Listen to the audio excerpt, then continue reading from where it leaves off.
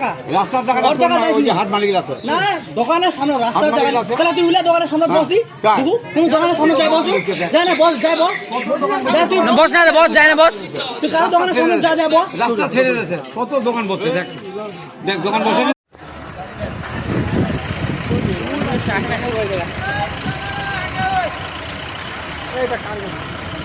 গাড়িটা পাঠা দেখো তো এগুলো সে দরকার নেই কয়রা তো বডি আছে